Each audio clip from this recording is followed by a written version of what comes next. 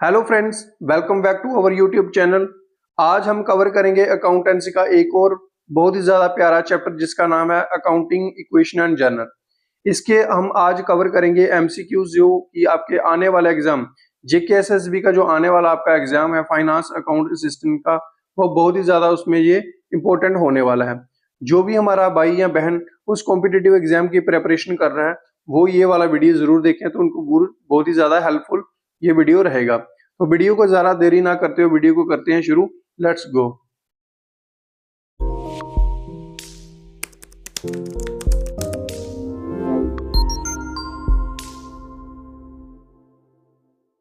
आज का हमारा क्वेश्चन नंबर 1 है, the accounting equation asset is equal to liability plus capital is based on which accounting concept.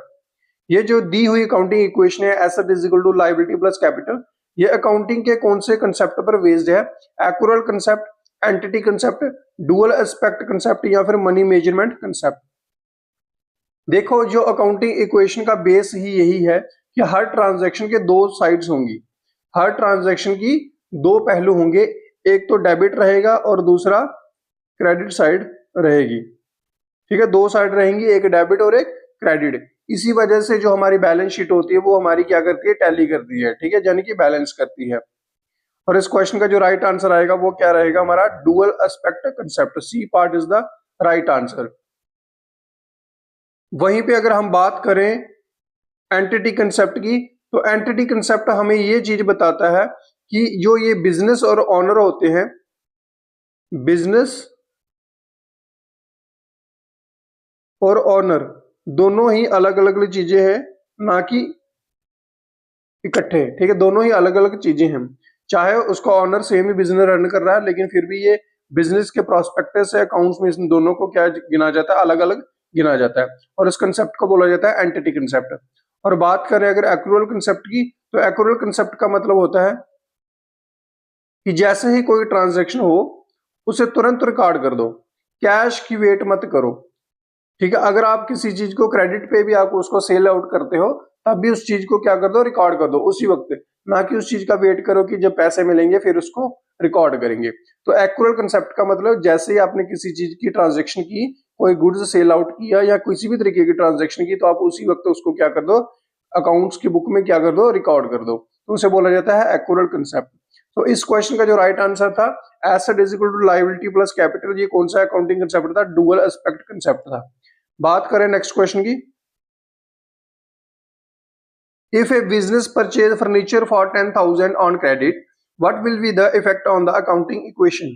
अगर आप फर्नीचर को आपने परचेज किया 10,000 रुपए का क्रेडिट पे यानी कि उधार पे, तो बिजनेस की इक्वेशन पे उसका क्या प्रभाव पड़ेगा? एसेट इंक्रीज होंगे, कैपिटल इंक्रीज होगा, asset increase liability increase, asset decrease liability decrease, या फिर नो चेंज। देखिए, सिंपल सी बात है, जब आपने क्या लिया? फर्नीचर लिया, तो फर्नीचर के आने से आपका एसेट बढ़ जाएगा,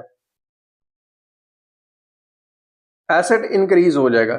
लेकिन 10,000 का जो सामान है वो आपने कहां पे लिया? कैसे लिया? क्रेडिट पे लिया। और क्रेडिट का मतलब होता है उधार।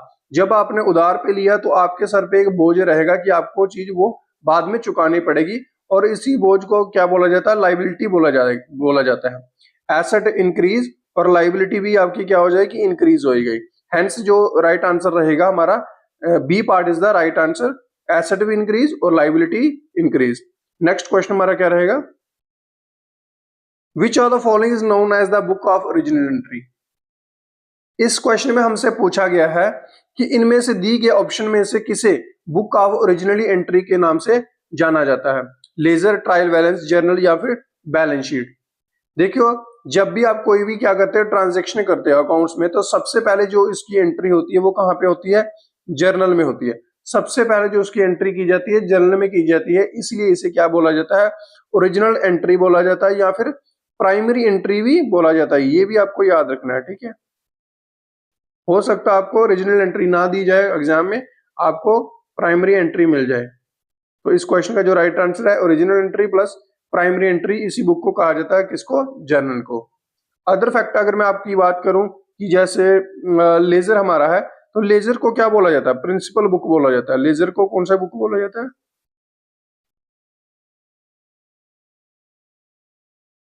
प्रिंसिपल बुक बोला जाता है। ठीक है, प्रिंसिपल बुक कहते हैं ऐसे क्योंकि वहां अकाउंट्स क्या होता है, क्लासीफाई होते हैं। नेक्स्ट क्वेश्चन हमारा, drawings bye honour will result in, अगर ऑनर किसी चीज का ड्राइंग करता है यानी कि अपने बिजनेस में कुछ चीज अपने लिए पर्सनल यूज के लिए ले लेता है, तो उसका रिजल्ट क्या आएगा, increase in asset, decrease in capital, decrease in asset, decrease in capital, increase in assets and increase in liability, या फिर decrease in liability and increase in assets. देखो मैं आपको सिंपल वे से मैं इस चीज को समझा देता हूं कि जब कोई ऑनर अपने लिए ड्राइंग कर लेता है यानी कि बिजनेस का पैसा अपने लिए उसने यूज कर लिया या निकाल लिया अपने घर के खर्चे के लिए या किसी भी चीज के लिए, तो उसमें क्या होगा, जैसे उसने कैश गया बिजनेस से, क्या हुआ, कैश क्या हुआ, गया, तो उसमें से एसेट कम हो जाएंगे, क्या हो जाएंगे, एसेट कम हो गया, एसेट कम हुआ और जो ऑनर का हिस्सा गया, ऑनर का जो हिस्सा होगा वो भी कम हो जाएगा, उससे उससे क्या होगा, बिजनेस की जो कैपिटल होगी वो भी क्या हो जाएगी, डिक्रीज हो जाएगी। तो दोनों क्या हो जाएंगे, डिक्रीज हो जाएंगे। तो इस क्वेश्चन का जो राइट आंसर है वो क्या रहेगा हमारा, B part, decrease in assets and decrease in capital. Next question हमारा, the process of transferring entries from journal to ledger is called, जब हम जर्नल को लेजर में उसको ट्रांसफर करते हैं तो उसको क्या बोला जाता है, ये वाला जो क्वेश्चन है वो मैंने पिछले वीडियो में भी आपको समझाया था, उसको क्या बोला जाता है, जर्नलाइजिंग, बैलेंसिंग, पोस्टिंग या फिर कास्टिंग। जब भी हम क्या करते हैं, जर्नल से उठाकर किसी चीज को लेजर में हम लाते हैं तो उसे क्या बोला जाता है, पोस्टिंग बोला जाता है। ये मैंने पहले भी पिछले वीडियो में इसको इंक्लूड किया था इस क्वेश्चन को। इस क्वेश्चन का जो राइट आंसर रहेगा वो रहेगा हमारा पोस्टिंग। क्या होता है कि जब हम किसी एंट्री को जर्नल में लिखते हैं, जर्नल में लिखते हैं तो उसको बोला जाता है जर्नलाइजिंग करना, ठीक है। और बात करें अगर कास्टिंग की, तो कास्टिंग क्या होता है हमारा, किसी चीज का टोटल करना, मतलब जर्नलाइजिंग में जो चीज हम टोटल करते हैं, टोटल करते हैं उसी को क्या बोला जाता है, कास्टिंग बोला जाता है। नेक्स्ट क्वेश्चन हमारा क्या रहेगा, which of these is a real account, इनमें से कौन सा जो है वो रियल अकाउंट है, salary account, bank account, machinery account या फिर इंटरेस्ट अकाउंट।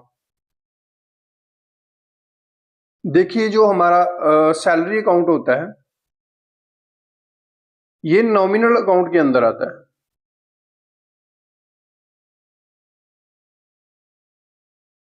नॉमिनल अकाउंट के अंदर आता है, ठीक है।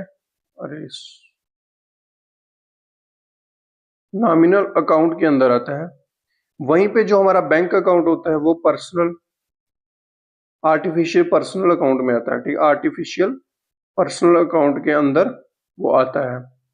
बात करें जो रियल अकाउंट की, तो रियल अकाउंट में वो चीजें जुड़ी होती हैं, रियल अकाउंट का सीधा सीधा लिंक होता है एसेट के साथ, किसके साथ, एसेट के साथ हमारा लिंक होता है, जितने भी हमारे एसेट्स होते हैं उनके साथ रियल अकाउंट का लिंक होता है, ठीक है। तो इसमें जो एसेट है वो हमारा क्या है, मशीनरी अकाउंट, मशीन हमारी क्या होती है, एसेट होती है, इसलिए मशीनरी अकाउंट जो हमारा है वो हमारा क्या रहेगा, रियल अकाउंट रहेगा। नेक्स्ट क्वेश्चन हमारा, debit the receiver, credit the giver is the rule for, बहुत ही ज्यादा ये बेसिक सा क्वेश्चन है आपका, debit the receiver, credit the giver, ये रूल किसके लिए है, real account, nominal account, personal account या फिर ऑल ऑफ द अबव। देखिए ये जो रूल बना है ये रूल लोगों के लिए यानी कि पर्सन्स या फिर कंपनीज पे लगता है, जो क्या करते हैं, रिसीव करते हैं और उसे क्या बोला जाता है, डेबिट करो, और जो दे रहा है उसे क्या करो, क्रेडिट करो, ठीक है। जो रिसीव करते हैं बिजनेस वाले उसे क्या बोलते हैं, डेबिट करो, और क्रेडिट करने वाले को जो दिया उसे क्या कर दो, क्रेडिट कर दो, ठीक है। और बात करो रियल अकाउंट का जो रूल है वो आपका, उसका रूल क्या है, रियल अकाउंट का रूल क्या आएगा, डेबिट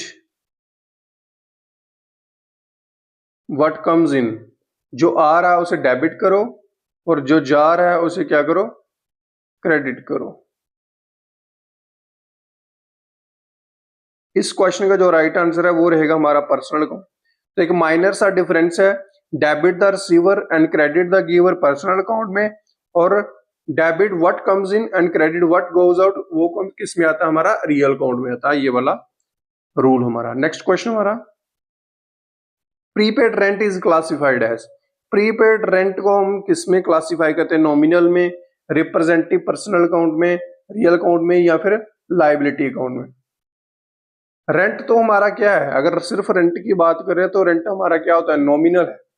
लेकिन जब उसके आगे प्रीपेड या फिर आउटस्टैंडिंग लिखा है,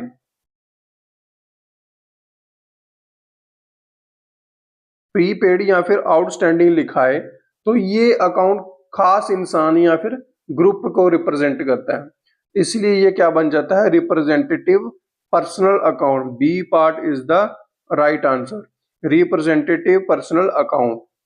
नेक्स्ट क्वेश्चन मेरा, goods worth ₹5,000 destroyed by fire should be credited to. अगर हमारा जो सामान है, जो गुड्स है, वो आग की वजह से जल जाए तो उसे कहां पे उसको क्रेडिट किया जाता है, sales account, loss by fire, purchase account या फिर स्टॉक अकाउंट। देखो मैं आपको थोड़ा सा समझा देता हूं कि जब भी हमारा गुड्स सेल्स के अलावा यानी कि बिकने के अलावा किसी भी वजह से कम हो, जैसे आग लगना, फायर वाले केस आ गया, थेफ्ट हो गया, चोरी की वजह से हमारा स्टॉक कम हो जाए, या फिर चैरिटी की वजह से हमारा जो स्टॉक है यानी कि जो गुड्स है वो कम हो जाए, तो उसे हम रिकॉर्ड करते हैं परचेज अकाउंट में। उसे हम रिकॉर्ड करते हैं परचेज अकाउंट में, ठीक है। परचेज अकाउंट को उसमें क्या करते हैं, क्रेडिट करते हैं, ताकि क्योंकि हमारा क्या होता है, स्टॉक क्वाइट जो स्टॉक है वो कॉस्ट प्राइस पे कम हो रहा होता है, इसलिए हम उसमें उसे कहां पे क्रेडिट करते हैं, परचेज अकाउंट में उसको क्रेडिट करते हैं। क्वेश्चन नंबर 10 हमारा है, what is the brief explanation written below each journal entry card, summary, particular, narration या फिर वाउचर। देखो जो जर्नल एंट्री के नीचे जो ब्रैकेट में बीइंग कैश पेड जैसा लिखा होता है उसे क्या बोलते हैं, हम नरेशन कहते हैं। जैसे हमने लिखा, सपोज करो Ram account debited to Shyam account, ये एग्जांपल के तौर पे है, और नीचे हम ब्रैकेट में लिखते हैं being money received by Shyam. तो ये जो ब्रैकेट वाला हिस्सा है इसे हम क्या बोलते हैं, उसे बोला जाता है नरेशन। ये बहुत ही ज्यादा इंपॉर्टेंट क्वेश्चन था, बेसिक था लेकिन बहुत ही ज्यादा इंपॉर्टेंट था। नेक्स्ट क्वेश्चन हमारा, if total assets of a business are 5 lakh and net worth of capital is 3,50,000 then creditor will be. देखो एक सिंपल सी इक्वेशन लगाओ जो मैंने क्वेश्चन नंबर 1 में भी आपको बताया था, asset is equal to liability plus capital. So इस क्वेश्चन में हमारे पास एसेट कितना है, 5 लाख का है, 5 लाख का एसेट हो गया। लायबिलिटी हमारे पास नहीं बताएगी, है वही हमें निकालनी है, और जो कैपिटल है वो कितना हमारा 3,50,000। जब ये उधर जाएगा तो कितना बच जाएगा 1.5 लाख हमारा, 1,50,000 हमारा बच जाएगा, जो कि क्या होगी, हमारी लायबिलिटी होगी। ठीक है, जो क्रेडिटर्स होते हैं हमारे वो हमारे लायबिलिटी का पार्ट होते हैं, इसलिए इस क्वेश्चन का जो राइट आंसर रहेगा वो रहेगा 1,50,000। Next question, cash discount received is recorded in the journal by. Cash discount जो हमने रिसीव्ड किया है वो हम जर्नल में कैसे रिकॉर्ड करेंगे, debited account discount, debiting discount account, crediting discount account, debiting cash account, या फिर नॉट रिकॉर्डेड इन जर्नल। देखो बिजनेस के हिसाब से जब आपको बिजनेस प्रोस्पेक्ट ऑनर की तरह अगर आप सोचोगे, जब भी आपको डिस्काउंट क्या होगा मिलेगा तो वो आपका क्या है, गेन है या फिर आपकी इनकम है। ठीक है, आपको डिस्काउंट मिला है ना कि आपने दिया है, तो रिसीव का मतलब आपको क्या हुआ, इनकम हुआ या फिर गेन हुआ है। तो नॉमिनल अकाउंट के रूल के हिसाब से क्या होता है, credit all incomes and gains, credit all incomes and gains, जितनी भी इनकम्स और गेन्स है उनको क्या कर दो, क्रेडिट कर दो। इसलिए इसे क्या करेंगे, हम क्रेडिट करेंगे, crediting discount account. I hope इस क्वेश्चन को आप समझ गए होंगे। Next question, compound journal entry is passed when there are many transaction at different date, only one account is debited and one credited, more than one account is debited और credited on the same date, it is an opening entry. देखो सबसे पहले आपको पता होना चाहिए कि जो कंपाउंड जो एंट्री है वो होती है हमारी क्या, जब क्या होता है एक ही डेट पे, सेम डेट पे, मान लो 1 मार्च को किसी ने मल्टीपल ट्रांजैक्शन की कर दी और एक ही साइड में उसकी ट्रांजैक्शन हो रही है, जैसे कि रेंट और सैलरी दोनों की कैश में पे किए हों, तो उन्हें मिलाकर हम क्या करेंगे, 2 एंट्री हमने कर दी कैश में, ठीक है।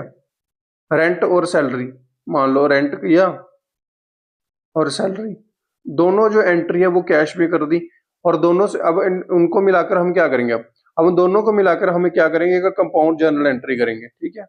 क्या करेंगे, कंपाउंड जर्नल एंट्री करेंगे। तो इस क्वेश्चन का आंसर आई होप समझ गए होंगे।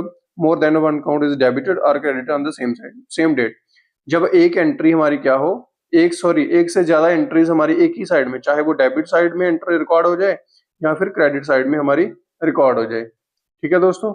नेक्स्ट क्वेश्चन,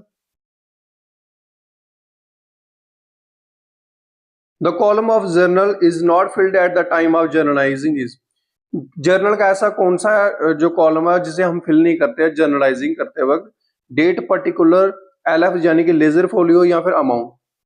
देखो लेजर फोलियो एक ऐसा कॉलम है जिसे हम जर्नलाइजिंग करते हैं, यानी उसमें जब हम एंट्रीज डाल रहे होते हैं उसमें हम इसको बिल्कुल एम्प्टी छोड़ देते हैं, खाली छोड़ देते हैं।